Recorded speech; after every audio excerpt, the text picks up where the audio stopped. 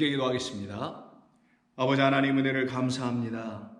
한량없는 은총으로 저희들을 날마다 주의 자녀로 삼아내시기에 늘 애쓰시고 끝까지 섬겨주시는, 사랑해주시는 우리 주님의 은총에 감사드립니다. 오늘도 그 은혜를 덧입고 주님을 알아가는 복된 저희들 다들 되게 하여 주옵소서. 예수님의 이름으로 기도드립니다. 아멘. 자, 하나님 말씀 나눕니다. 오늘은 누가복음 14장 1절로 5절의 말씀입니다. 1절로 6절까지입니다. 누가복음 14장 1절로 6절입니다. 안식일에 예수께서 한 바리새인 지도자의 집에 떡 잡수시러 들어가시니 그들이 엿보고 있더라. 주의 앞에 수정병 든 한 사람이 있는지라. 예수께서 대답하여 율법 교사들과 바리새인들에게 이르시되 안식일에 병 고쳐 주는 것이 합당하냐? 아니하냐? 그들이 잠잠하거늘 예수께서 그 사람을 데려다가 고쳐 보내시고 또 그들에게 이르시되 너희 중에 누가 그 아들이나 소가 우물에 빠졌으면 안식일에라도 곧 끌어내지 않겠느냐 하시니 그들이 이에 대하여 대답하지 못하니라. 아멘. 오늘 본문은 우리 주님께서 안식일날 회당에 가서 아마 예배를 드리시고 그들의 율법대로 그 안식일법을 지키신 이후에 그 회당에 한 지도자인 바리새인 지도자 한 사람의 집에 가셔서 거기서 식사를 하시게 되는 이야기입니다. 그런데 이때 식사하신다는 말은 떡 잡수신다라고 우리말로 되어 있습니다만은 이 떡이 아르토스라는 그런 단어인데 이건 오병이어에 사용되는 그런 말이기도 하죠. 그래서 그 떡을 잡수실 때에 라는 말에는 그것에서 참된 떡으로 찾아오신 우리 주님의 말씀을 그 안에 있는 모든 사람들은 함께 먹고 마심으로 우리 주님을 먹고 마심으로 우리 주님의 말씀을 가르침으로 새 교훈으로 먹고 마심으로 그들이 다시 거듭나야 하는 일이 이 현장에서 반드시 일어날 것을 미리 암시해 주는 말씀이라는 것을 이 떡 잡수신다는 말씀 안에서 여러분들은 캐치하시고 그 같은 것으로 읽어내실 수 있는 분들은 이 말씀을 읽을 때 들을 때 나도 이 자리에서 바로 이 시간에 이 말씀이 들려지는 이 시간에 반드시 우리 주님이 주시는 그 떡을 먹고야 말겠다라는 그런 각오가 있어야 될 줄로 생각합니다. 그래서 말씀드린 대로 이 자리에서 정말 주님이 주시는 떡을 먹고 그 떡으로 살아나고 온전하여진 한 사람의 이야기가 이 본문에서 우리에게 전해지는 것인데 앞불사 그 사람은 그 떡을 반드시 먹지 않아서 혹은 못해서 주는 자 없어서 수종병에 걸려있는 자라고 성경은 미리 말해주고 있는 것입니다. 그러나 이는 우리 주님께서 그를 향하여 행하신 일이 무엇인지를 그가 깨달아 알게 되는 그 순간에 그에게 있었던 그 수종병이라는 병이 끝이 나는, 즉 떡을 먹고 그 떡인 그리스도 예수를 알게 되어 그로 말미암아 완전해지고 온전해지는 역사가 바로 이 안식일에 일어나게 되는 것입니다. 그런데 이 안식일에 이 사람들이 또 예수께서 또 안식일에 저 병든 사람을 고쳐주진 않을까 하는 마음을 가지고 뭔가 자기들끼리 수군대는 모습이 아마 있었던 것 같습니다. 그래서 예수님께 묻지는 않았지만 예수님은 그들의 속마음에서 예수님을 향하여 묻고 있다라는 것을 아시고는 3절에서 예수께서 대답하여 율법 교사들과 바리새인들에게 이르시기를이라고 합니다. 어디 그 앞절 1절을 읽어봐도 그들이 예수님에게 뭘 물어봤다라는 것 전혀 없습니다. 그런데도 불구하고 그들은 물을 수밖에 없었던 겁니다. 무엇에 대해 물었냐면 그들이 갖고 있는 안식일 법에 근거하면은 안식일에는 일하면 안 된다는 그들의 법이 있었는데 그 법을 가지고 있었던 그들을 향하여 저 예수가 오늘 또 수종병 걸린 저 사람을 고쳐준다면 그에게 우리는 무엇이라고 물어야 할까라고 하는 그것이 잘못됐니 잘됐느니 온전하니 율법을 어겼느니 등등의 것으로 논쟁을 하게 될 그들이 예수께 나와서 당신이 제 안식일법을 어떻게 알고 있기에 이렇게 또 지키지 않고 이 병든 사람을 또 고쳐주려 하는 것이요 라고 하는 그들 속내에 감춰졌던 그 질문이 있었던 거예요. 그 질문을 예수님께서 아시고 거기에 대하여 그들이 묻지도 않으셨음에도 불구하고 그들의 가려운 데를 마치 긁어주시듯이 대답을 해주신 것이 3절입니다. 이르시기를 안식일에 병 고쳐주는 것이 합당하냐 아니하냐. 그들의 법에 근거하면 안식일에 병 고쳐주는 것은 합당하지 않습니다.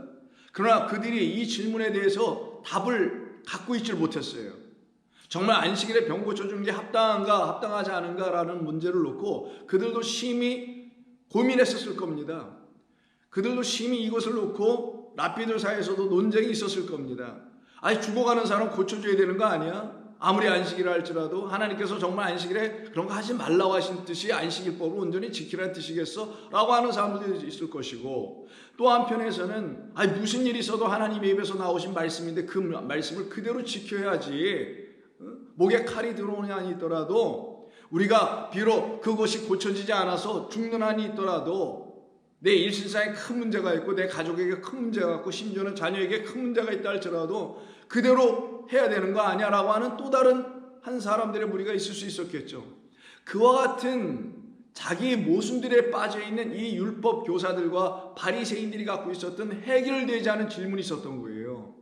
바로 그 질문을 갖고 예수님께 물어보고는 싶었는데 자존심 때문에 묻지 못하고 있었던 그들의 질문을 이미 우리 주님 아셨기에 그들을 향하여 대답해 주신 것이, 그래 한번 너희들 그 고민 있지, 안식일에 그래 너희들은 사람이 좀 죽어가거나 위기에 빠져있고 위난 가운데 있는데 그 사람을 구출해 주는 게 맞는 거냐, 고쳐주는 게 맞는 거냐, 아니면 그대로 죽으라고 내버려 두는 게 맞는 거냐 라는 말씀을, 안식일에 병 고쳐주는 것을 너희들은 합당하다고 봐야 되냐, 아니면 그걸 불합당한 것으로 너희들은 여겨야 되겠느냐 라고 물으시게 됩니다. 그들의 질문이기도 했지만 예수님은 그들의 질문을 오히려 받아서 그들에게 되질문하여 주심으로 답 없는 그들에게 오히려 예수님은 답변을까지 해주십니다. 질문을 주시고서는 그들이 잠잠하거늘이라고 4절에서 말합니다. 그 말은 그들은 늘 이 문제 갖고 논쟁만 했었지, 그래서 편이 갈라지고 학파만 나뉘어지고 종파만 나뉘어지는 그런 일들만 이들이 해왔던 것이지, 요즘으로 말하면은 뭐 웨슬리안 주인이 그래서 감리교니 아니면 장로교 칼빈 주인이 뭐 이런 형식으로 나뉘어지는 것은 열심히 해와서 스스로 답 없는 자들로 서로 맞대립하고 서 있는 것은 잘해왔으나 거기에 대한 명쾌한 답을 얻고 있지 못한 그들, 왜 그랬을까요? 하나님의 말씀 율법을 인간의 생각과 판단과 경험으로 다루었기 때문인 것입니다. 그게 사람의 삶에서 그런 것 하라 말라 하는 그런 말씀이 아니었던 것을 전혀 알지 못했기 때문에 그런 모든 율법과 계명들을 인간의 삶에 적용해 보려고 했던 것이죠. 그것은 이 땅에 있는 우리로 더 이상 땅에 거하지 않고 하늘에 거한 하나님의 백성, 하늘나라 백성 되게 하시려고 하셨던 하나님의 약속의 뜻이 담겨있는 계명이었었는데, 그래서 그것은 하나님께서 그것을 완전케 하여 이루어 주시는 것이 무엇인지를 그리스도 그의 아들이 이 땅에 오셔서 보여주실 때 그것을 보고 깨달아 하나님의 계명과 율법은 이런 것이었구나라고 알게 되기 전까지는 도무지 이 법은 우리가 알 수 있는 것이 아니니 당신 오셨으니 이제 당신께서 우리에게 가르쳐 주셔야만 합니다라고 겸손히 그 앞에 엎드려 무릎을 꿇었어야 되는데, 인간의 자존심이 어디 그렇게 무릎 꿇게 하던가요? 여러분들에게도 있는 그 자존심이 어디 쉽게 무릎 꿇게 하던가요? 안 하죠. 그게 바로 인간입니다. 그걸 하나님은 악하다고 하는 거예요. 내가 선한데 너희들에게 나의 그 선함을 주고 싶은데 너희들의 그 자존심이라는 악함과 너희들의 판단이라는 그 악함과 너희들의 선악 분별이라는 그 죄로 말미암아 나와 멀리 떨어져 있고 너와 나 사이의 갈라짐은 나로 인한 것이 아니라 너희들의 죄로 인하여 갈라진 것이라는 것을 너희가 아직도 모르는구나 라는 말씀이 우리 주님께서 이 땅을 향하여 하신 말씀 아닙니까? 자, 그러면 이 본문을 통하여 그들이 지금 잠잠하고 있었을 그때 예수님은 그들에게 드디어 답을 주십니다. 수천 년간 그들이, 랍비들이 혹은 율법 교사들이 아무리 논쟁해 봤지만 결국 도루묵으로 돌아가 버리는, 말씀대로 지켜야지, 말씀대로 살아야지, 율법 있는 대로 지켜야지 하고 말고 끝냈던 그들에게 예수님은 말씀해 주십니다. 그 사람을 데리고 오셔서는 고쳐 보내시고 일단 그거부터 하십니다. 안식일에는 뭐 하는 거라는 가르치신 거예요? 안식일에는 고치는 거야. 안식일에는 온전케 하는 날이야. 안식일에는 그 수종병에 병 걸린 사람이 완전해지고 온전해져서 고쳐지고 그리고 하나님의 거룩한 백성으로 다시 세워지는 게 안식일인 거야. 너희들의 법에 저촉이 되니 저촉되지 않으니 합당하니 합당하지 아니하니 그런 모든 것은 너희들이 만들어 놓은 법에 대한 이야기 아니더냐? 그러나 이 사람을 놓고 한번 생각해 본 적이 있었더냐? 이 사람을 향하여 하나님께서 그 율법을 주신 것임을 너희들이 알지 못하더냐? 너희들이란 종교나 체제를 하나님께서 이루어 도모해 주시려고 너희들에게 하나님의 율법을 주신 것이 아니라 이와 같이 지금 병들어 죽어가고 있는 하나님의 아들들, 하나님의 딸들을 위하여 하나님께서 당신의 법을 주셔서 그 법 말씀으로 이들을 온전히 낫게 하고 치유케 되고 온전케 되고 하나님 앞에서 완전케 하시려고 주신 법이라는 것을 너희들이 알게 된다면 그 하나님의 법은 완전하게 이 사람에게 나타나야 되지 않겠느냐? 그걸 놓고 고쳐 보내셨다고 하는 거예요. 그럼 이렇게 안식일 날 고쳐 보내주시는 일이 바로 앞장 13장에서 있었죠. 13장을 보시게 되면 11절 이하에 18해 동안이나 꼬부라져 있는 한 여인이 고침을 받는 역사가 일어나죠. 그때 그 여인을 데려다가 어떻게 하십니까? 여자여 내가 내 병에서 놓였다라고 13장 12절에서 말씀합니다. 이전 우리가 말씀을 나눈 것이라 여러분 기억이 아마 아직 있으실 거라 보는데 이때 이 병에서 놓였다라고 할 때 병이 아니라 연약함이었습니다. 더러운 영들, 연약함의 영들, 그 더러운 말들, 잘못된 가르침이들이죠. 그런 것들이 그 여인을 온전치 못하게 하고 연약하게 만들었다는 뜻이었잖아요. 그때 그 연약함에서 놓였다라는 거예요. 이 놓였다가 아폴루오입니다. 풀려지는 거라 그랬죠. 사탄에게 매임받은 아브라함의 딸이 이 안식일에 그 매임에서 풀려지는 것이 합당하지 아니하냐는 16절과 오늘 본문은 서로 연결되는 거예요. 그래서 오늘 본문에서도 고쳐 보내셨다고 할 때 이 보내시는 게 보내는 게 아니에요. 이거 똑같이 풀려지는 거예요. 고쳐지는 거예요. 놓여지는 거예요. 사단의 매임에서 완전히 해방되는 거예요. 거짓의 증거들로부터 완전히 해방되어 버리는 순간입니다. 그래서 여기서도 앞으로 루가 사용되는 거예요. 풀려진다는 거예요. 자유케 된다는 거예요. 그 병에서, 그 수종병에서. 그럼 이렇게 수종병에서 자유롭게 되어야 하는데 이 사람을 이들이 자유롭게 하지 못하고 있었다라는 거잖아요. 무엇이? 하나님께서 주신 율법이 오히려 그 수종병 걸린 사람을 자유케 해줘야 되는데 자유케 하지 못하는 법으로 사람의 손에 주어졌기 때문이라는 거예요. 그 사람의 손에 주어진 그 법을 놓고 자기들이 옳으니 틀리니 걸 갖고 논쟁을 하고 있는 그들에게 우리 주님은 비유로 5절에서 다음과 같은 말씀을 드디어 가르쳐 주십니다. 이 5절의 말씀이 바로 이 바리새인 지도자 집에서 떡을 잡수실 때 그 떡인 거예요. 이 5절이. 무슨 떡? 생명의 떡. 생명을 주는 말씀이라는 떡이에요. 그래서 5절 안에는 말씀이 있는 거예요. 5절 안에는 그들에게 진짜 생명을 불어넣어주는 떡이 있는 거예요. 그 떡에 대한 이야기, 그 떡을 이들에게 먹이시는 이야기가 5절이니 우리 함께 빠고하자 먹자 라고 하시며 하나님 우리 주님은 그들에게 즉 하나님의 말씀을 먹이시는 겁니다. 그럼 저와 여러분들도 이 5절을 통해서 하나님의 생명의 양식을 먹어야 합니다. 5절 그들에게 또 그들에게 이르시되 너희 중에 누가 그 아들이나 소가 우물에 빠졌으면 안식일에도 곧 끌어내지 않겠느냐? 라는 이 예수님의 이 떡 주심, 생명의 말씀을 다시 그들에게 먹여주심, 이 말씀에 대하여 아무 대답도 하지 못하더라. 이들은 4절에서 아무 대답도 하지 못했고 잠잠했고요. 마지막 6절에서도 아무 대답도 하지 못하더라. 그 말은 뭐겠어요? 그들이 지금까지 논쟁 삼아왔던 그 율법에 대한 안식일에 대한 잘못된 이해가 거기서 멈춰지는 역사가 일어나게 된 거예요. 무엇으로? 5절의 역사로. 5절은 떡 주심의 역사, 생명의 양식 말씀을 그들에게 가르쳐 주시는 이 놀라운 섬기심과 가르치심으로 이들이 드디어 멈춰지게 되는 거예요. 마찬가지입니다. 저와 여러분들 가운데 있는 불신함, 믿지 못함, 깨닫지 못함, 확신 없음, 이 모든 것은 생명의 양식을 그리스도로 받지 못했기 때문에 그러는 거예요. 우리 주님의 말씀의 가르침과 교훈, 그 진리를 온전히 취하지 듣지 못하였기 때문에 멈춰짐이 없는 거예요. 일단락 끝이 나야 되는데 계속 달리고 있었던, 못 늘고 율법을 들고 달리고 있었던 모든 사람들이 그리스도 예수라는 생명의 말씀 만나면 거기서 멈추고 드디어 복음이라는 그리스도 옷으로 갈아입고 다시 가야 되는 거거든요.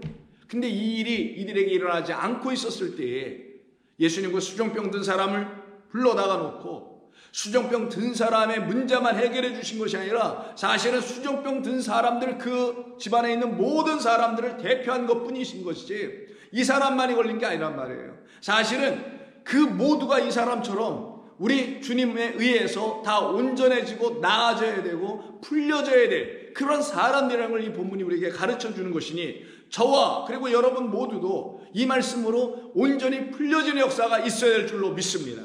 반드시 있어야 되는 거예요. 그래야 멈춰지는 거예요. 아무 대답도, 어떠한 더 이상의 질문도, 그들이 갖고 있었던, 밖으로 드러내지는 않았지만 갖고 있었던 그 질문에 대한 우리 주님의 이 대답, 하늘의 지혜의, 진리의, 생명의 말씀의 대답으로 모든 질문은 끝이 나는 거예요. 철학적 질문, 심리학적 질문, 종교적 질문, 인생의 질문, 모든 질문, 답 없었던 질문들, 답을 누구도 주지 못했던 그 질문들이 거기서 다 일거에 해결되는 역사를 그리스도 예수의 진리의 말씀 안에서 만나시길 바랍니다. 그래야 되는 거예요. 그게 예수 믿는 거예요. 그게 진짜 믿음 생활하는 사람들의 모습이어야 되는 겁니다. 그래서 이때 예수님께서 비유하신 5절의 말씀은, 비유는 곧 하늘의 뜻을 들춰내기 위한 그리스도라는 비밀을 들춰주시는 거라 그랬죠. 비유는 비유로 들으면 안 됩니다. 비밀을 알아들어야 되는 거예요. 그럼 이 우물에 빠졌다라는 이 이야기 속엔 어떤 비밀이 들춰져야 되겠죠. 우리 주님께서 말씀하시는 어떤 뜻이 드러나줘야 되겠죠. 그래서 수종병은 단순히 수종병으로 여기서 등장되는 게 아니었고 우연도 아니었고, 우리 주님께서 수종병 걸렸던 그 사람을 놓고 다른 수많은 비유 중에서 우물에 빠졌던 이야기를 가지고 사용하시는 이유는 수종병과 우물이 상관관계로 깊이 연결되어 있기 때문입니다. 서로 관계가 있기 때문인 거예요. 수종병 말 그대로 물이 몸에 차서 그게 부풀어 올라가지고 막 질질질 흘러내릴 지경으로 보여지는 상태의 병을 물이라고 하는, 그 수종병이라고 합니다. 그래서 수종병이라고 하는 이 물은 단순히 어떤 병 정도가 아니에요. 이거는 물 없음의 병이에요. 사실은 물을 갖고 있지 못함의 병이에요. 그래서 물을 갖고 있지 못한 곳을 뭐로 표현한 거냐면, 우리말 본문에서는 우물이라고 했지만 우물은 정확한 표현이라고 볼 수가 없어요. 이게 프레아르라는 그런 단어인데요.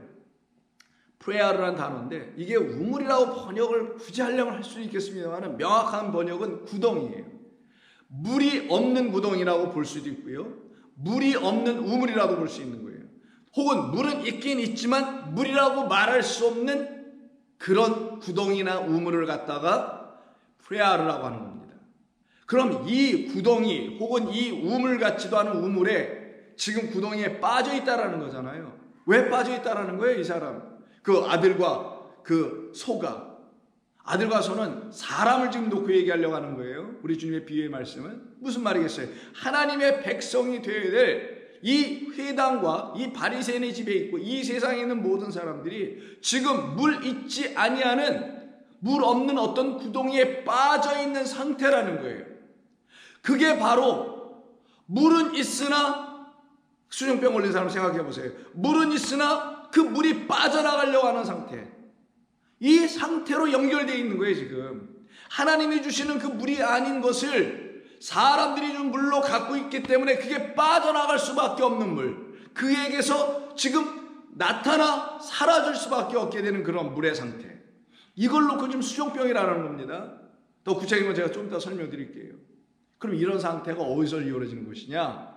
바로 이 율법교사들과 바리새인들과 이 회당의 장들이 파놓은 웅덩이라는 그들의 지식, 그들이 하나님의 말씀이나 율법을 인간의 생각으로 해석해 놓은 것들, 이런 모든 것을 사람이 판 웅덩이라고 하는 거예요. 거기에 사람들이 가다가 어떻게 해요? 풍덩 빠져버리는 거예요. 그래서 아들과 소가 빠진다라는 비유를 통하여 하나님의 백성이 사람들의 판단과 생각과 경험과 학문과 이런 등등 자기들의 지식으로 하나님의 말씀을 디깅해서 막 파가지고 여기서 뭘 찾아보겠다고 여기 어떤 걸 전하겠다고 해서 막 판 곳에 사람들의 영혼들이 빠져 들어가더라라는 거예요. 그 빠져 들어간 자가 수정병 걸린 자예요. 지금 빠져 들어간 자들이 그 땅에 있는 모든 자들이 이 세상인 것입니다. 자기 자신이 그 안에 빠져 있다는 사실을 본 사람들은 복이 있을지어다요. 진짜. 왜? 그들만 하나님께서 구원하시려고 하신다는 뜻을 비로소 알아 그리스도가 그들에게 보내졌다는 것을 확신하기 때문인 거예요. 그래서 예레미야 3장을 보십시오. 이스라엘 백성들이 하나님을 믿는다 하면서 그럼에도 불구하고 하나님 앞에서 큰 두 가지 죄악을 서슴없이 범하고 있는 것을 말씀해 줍니다. 그것은 다른 것이 아니었었어요. 놀랍게도 그 죄악은 무슨 안식일을 지키지 않는다든가 뭐 예배를 소홀히 했다든가 이런 게 아니었었어요. 그들은 그런 거 너무나 철저히 했겠죠. 근데 그들은 그런 자기들의 율법을 가지고 신앙생활하고 있는 철저한 믿음 생활에 있어서 두 가지 악을 행하고 있는 줄 몰랐던 거예요. 그래서 예레미야를 통해서 그들에게 가서 말씀을 전하게 했던 겁니다. 예레미야 2장 13절 내 백성이 두 가지 악을 행하였나니 곧 그들이 생수의 근원이라는 건 생명을 주는 물 근원은 샘물이어야 됩니다. 샘물은 사람이 판 게 아닌 거예요. 땅에서 솟구쳐 올라오는 겁니다. 땅의 뜻으로 솟구쳐 내주는 거예요. 그걸 샘물이라고 하는 거예요. 그걸 생수의 근원된 누구라? 나 여호와라고 한 거예요. 여호와라는 하나님은 생명수를 스스로 내어주시는 하나님이라는 걸 가르치는 거예요. 근데 그 하나님 생수의 근원 되신 하나님을 버린 것과 그것만이 아니에요. 그리고는 새로운 물을 얻어보려고 여호와 하나님이라는 물이 아니라 다른 물을 얻어보려고 생수의 근원 되는 나를 버린 것과 스스로 웅덩이를 판 것이다 라고 얘기해요. 하나님이란 진짜 물, 진짜 샘물은 버리고 인간들이 판 구덩이를 가지고 거기에서 물을 얻어보려고 해요. 그걸 갖다 오늘 본문에서 우물이라고 지금 한 거예요. 근데 그거는 무슨 우물이냐? 웅덩이에요. 어떤 웅덩이? 물이 점점 없어지는 물인 것 같으나 물이 아님을 가르쳐 주시려고 터진 웅덩이라고 합니다. 그런데 그것은 물을 가두지 못한 터진 웅덩이들이라. 이 웅덩이들에다가 사람들의 영혼을 빠뜨리는 자들, 자기들의 체제와 자기들의 뭐라고 할까요? 자기들이 구축해놓은 어떤 질서들, 교리들, 스스로 깨달았다고 하는 뭐 어떤 그런 잡다한 것들, 그런 것들로 가득한 구덩이에다가 그 성전에 출입하고 회당에 들어오고 지금으로 말하면 교회에 들어온 사람들을 다 집어넣어버리고 있는 그런 자들이 바로 악한 자들이라고 하는 거예요. 그게 오늘 본문에서 우물이라고 지금 말하고 있는 것입니다. 그래서 예레미야 38장에 보면요, 그들이 그 웅덩이를 파고서는 이렇게 말을 하고 있는 예레미야를 오히려 그 웅덩이에다가 집어 던져 넣습니다. 그리고는 거기에 음식을 주지 않고 거기서 굶겨 죽이려고 합니다. 그러나 이미 바벨론으로 침략을 이들이 받고 있었었죠. 그리고는 그들에 의해서 오히려 구출을 받게 돼요. 그것을 기록한 것이 예레미야 38장 6절 이하인데 한번 보실까요? 그들이 예레미야를 끌어다가 감옥 뜰에 있는 왕의 아들 말기야의 구덩이에 던져 넣을 때에 예레미야를 줄로 달아 내렸는데 그 구덩이에는 물이 없고 진창뿐이라.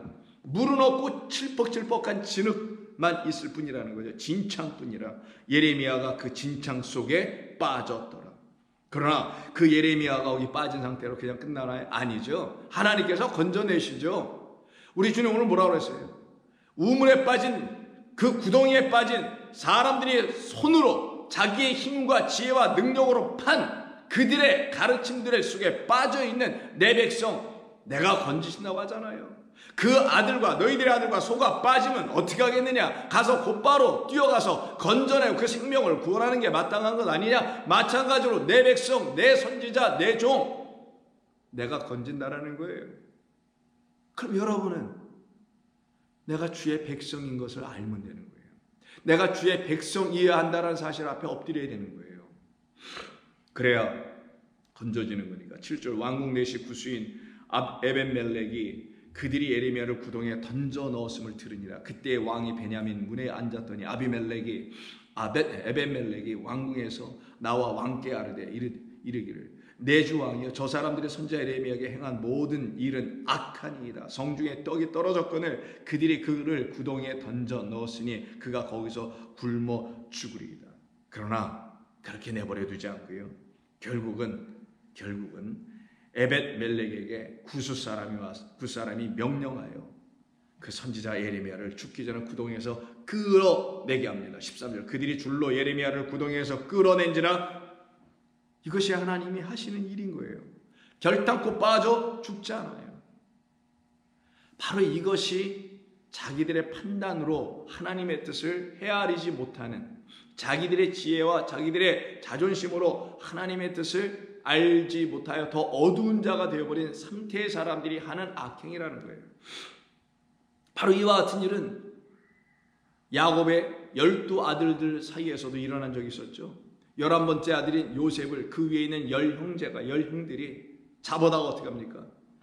꿈꾸는 자가 오는도다 하면서 저를 구덩이에 던져넣어서 죽이자 하고 던져버린 일이 있었죠. 창세기 37장 24절입니다. 그를 잡아 구덩이에 던지니 그 구덩이는 빈 것이라. 뭐가 없대요?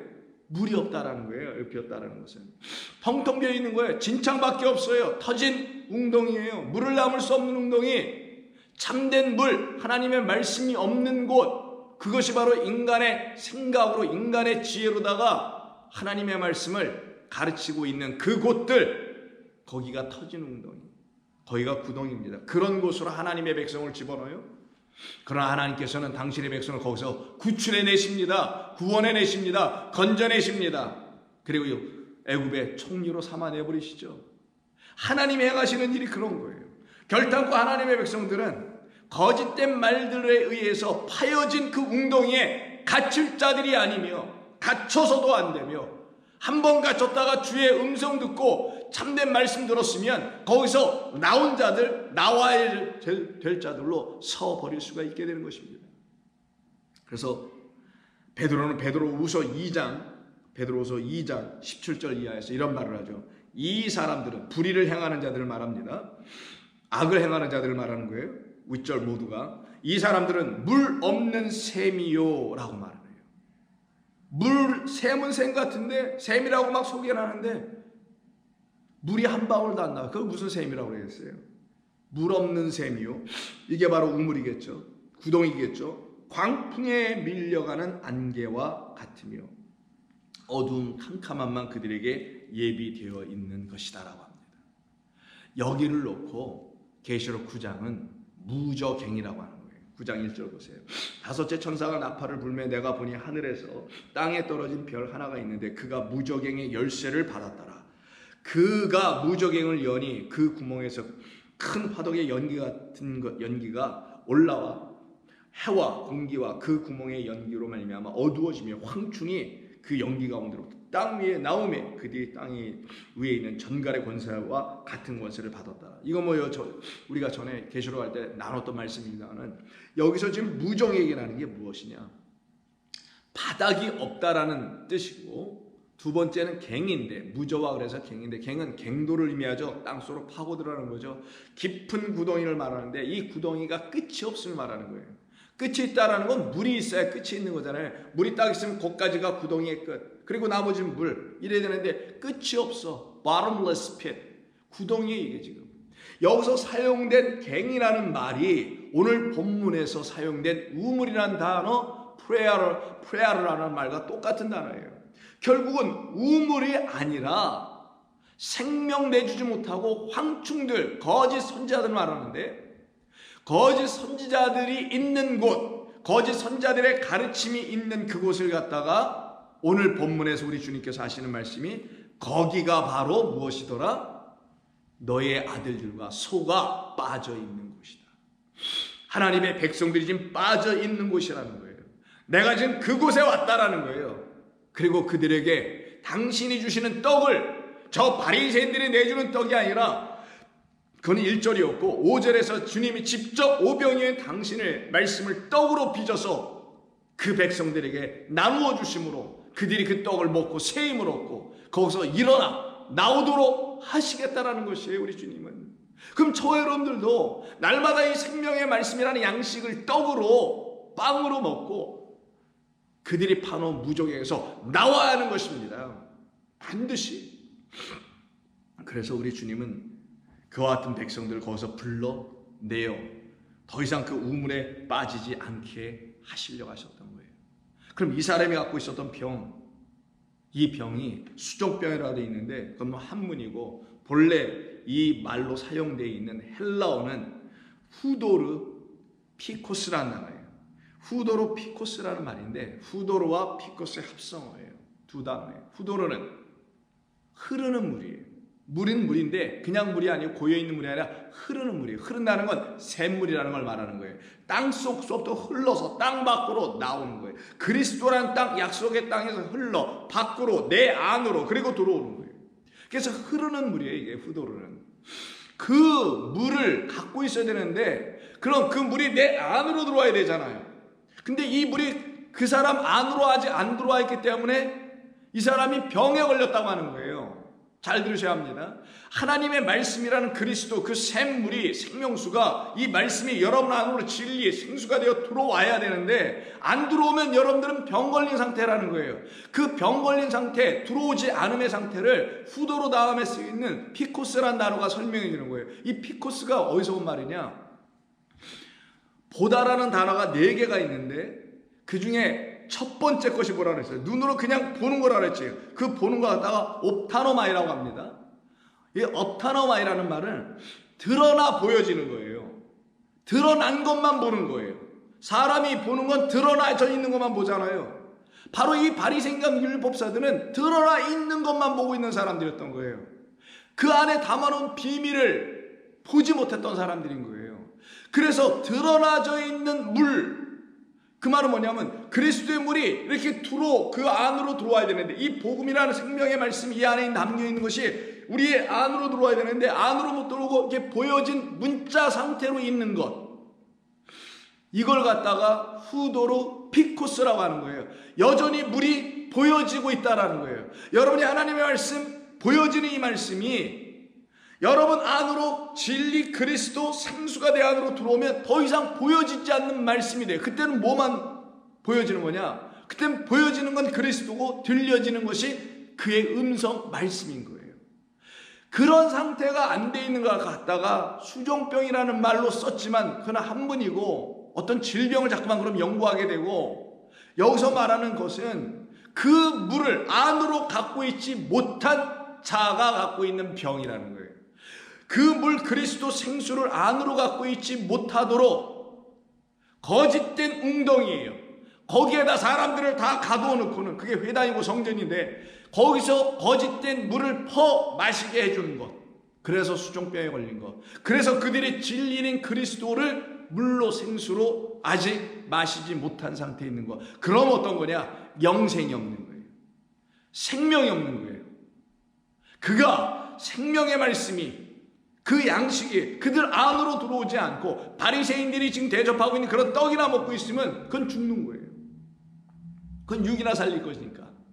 그러나 우리 주께서 5절에서 지금 주시는 진짜 새 떡, 새 말씀을 듣고 자기가 갖고 있는 문제가 무엇인지 이 수종뼈란 말, 후도로 피코스란 말을 통하여 깨달아 알게 되면, 내가 정말 그리스도께서 나에게 주시는 이 말씀을 통하여 보이지 않는 그분, 그러나 내 안에 지금 흘러넘치고 있는 생수가 되게 계신 그분, 그래서 내 안에 있어서 보이지 않는 감추어진 비밀, 내겐 들추어진 비밀, 내게 계시된 하나님이 내 안에 거하시다는 사실을 깨달아 알게 해주시려고, 당신이 그런 분으로 이 땅에 오셨다는 걸 알게 해주시려고 우리 주님이 여기서 지금 우물과 수종병을 함께 연결하여 말씀한 겁니다.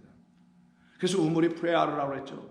그래서 이 우물이란 말이 여러분 너무나 잘 아시는 우물가에서 만난 한 여인, 수가성의 여인의 이야기 속에서 반드시 등장됩니다.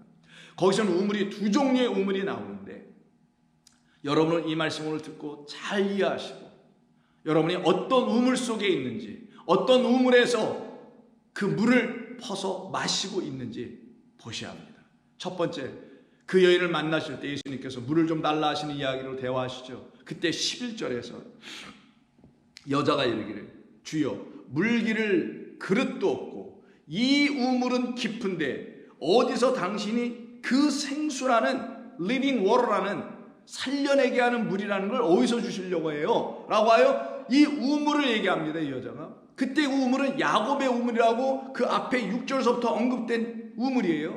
그런데 이 11절에서 말하는 이 여자가 이 우물은 너무 깊어서, 깊다는 게 무적행이라는 게 이 깊다라는 건 끝이 없어서 두레박을 내릴 수가 없어서 퍼마실 수 없도록 사람들이 잘못 깊이 파놓은 거, 황충이나 거짓 선자들이나 배출하게 만드는 그런 우물이라는 것을 상징하는 게 깊다라는 거예요. 깊은데 그럼 이 우물이 어떤 거겠어요? 맞아요. 아까 무적행에 썼던 그 갱자에 해당되는 프레아르, 오늘 본문에서도 우물이라고 했지만 원래는 구동인 같은 단어 이게. 거기서는 얻을 수 있다 없다. 이 여자, 우리나라 아브라함의 딸들, 그리스도의 신부들 거기서는 물을 얻을 수가 없다. 왜? 그것이 바로 바리새인과 율법교사와 학자들과 하나님을 모르는 자들이 파놓은 구덩이이기 때문이라는 것이에요. 그걸 지금 얘기해 주는 거예요. 여자가 이르되 주여 물기를 그릇도 없을 뿐만 아니라 이 우물은 무적행같이 깊은 프레아르인데 어디서 당신이 그 생수를 얻어서 나에게 주신다고 하시는 거예요. 12절 우리 조상 야곱이 이 우물을 우리에게 주셨고 그때 우물 프레아르를 줬다고 얘기합니다. 깊은 웅덩이를 줬다고 지금 계속 얘기하는 거예요. 여자는 또 여기서 자기 아들들과 짐승이 다 마셨는데 아까 아들들과 소 짐승 나오잖아요. 둘 다 마셨는데 근데 그럼 우리 주님 뭐라고 그랬어요? 그 아들과 소는 거기 빠졌다고 그랬죠. 그럼 빠져서 거기서 마신 거예요? 못 마신 거예요? 못 마신 거죠. 그럼 이 여자가 말했다는 마셨다라는 건 진짜 마셨다라는 거예요? 아니에요. 사실은 못 마셨다라는 거예요. 이거는 마시긴 마셨지만 당신이 말하는 그런 생수를 우리가 마셔본 적 없다라는 걸 지금 이야기하고 있는 거예요. 그래서 우리 아들들과 짐승, 여기서는 소죠. 본문에서는 소들이 다 마셨는데 당신이 야곱보다 더 크니까? 라고 물어요. 이때 11절과 12절에서 사용된 우물은 오늘 본문에서 사용된 그 아들들과 소들이 빠져 그곳에서 사람들이 내주는 거짓된 물을 마시고 있는 상태를 말하는 거예요. 이 여자도 그 중에 하나였던 거예요. 그러나 앞절에서 예수님이 찾아가셨던 진짜 우물은 야곱의 우물이었어요. 그 우물은 사람의 손으로 판 우물이 아니라는 걸 알려주려고 이것은 샘물이다라는 단어로 바꿔서 이 6절에서 이미 말씀해 놓습니다. 거기 야곱의 우물이 있더라. 예수께서 길 가시다가 피곤하여 우물 곁에 그대로 앉으시니 때가 6시쯤 되었더라 라고 하여 우물이 있죠. 이때 우물은 회개라는 말을 씁니다. 회개라는 말을 쓰는 것은 이건 샘물이라는 거예요. 샘물은 사람의 손으로 판 게 아니라는 거예요. 그 사람의 손으로 파지 않은 곳에만 물을 내주는 것이라는 걸 가르치려고 예수님이 거기 앉아서 물을 구한 거예요. 하나님께서 주시는 물만이 우리가 마셔야 될 물이라는 걸 가르쳐 주려고 거기서 물을 구한 거예요. 그런데 그 여자는 그 우물가 회개라는 샘물에 물을 길러 왔음에도 불구하고 예수님께서 생수를 주신다고 하니까 생수는 여기서 없어요라고 생수를 줄 수 있는 곳은 사람들이 파놓은 프레아르라는 짐승과 사람이 다 빠져서 지금 구덩이에서 죽어가게 하는 그런 거짓된 우물이라는 11절과 12절의 우물만 알고 있었던 사람이었던 거예요.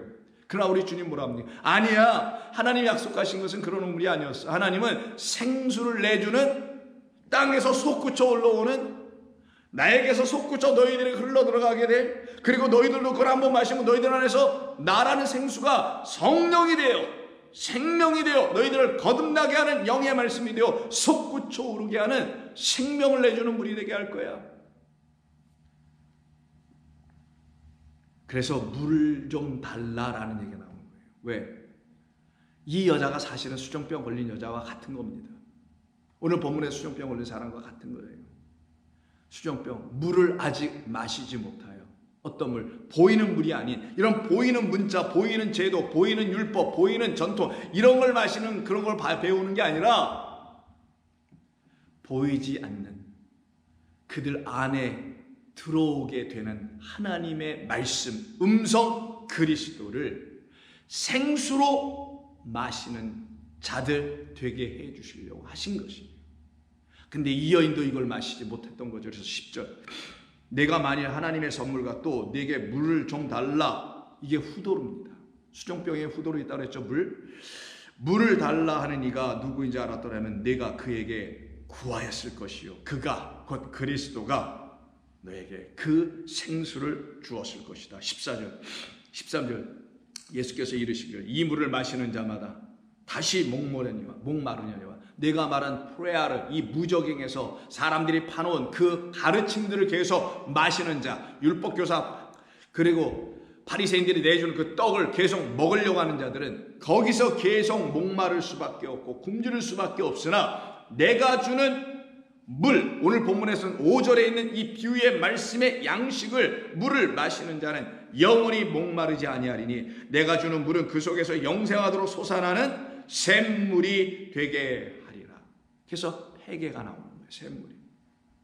이것이 저와 여러분들이 영원토록 마시고 족함이 없도록 마시고 그래서 우리의 가운데 수종병이라는 병이 더 이상 있지 않고 보이는 것으로 취하지 아니하고 깨달아 알아본 것만 다 취하는 옵타노마이로 취하지 않고 호라오 깨달아 알아보는 것으로 취하는 우리 주의 성령의 역사가 다 이루어 나타나게 될 줄로 믿습니다.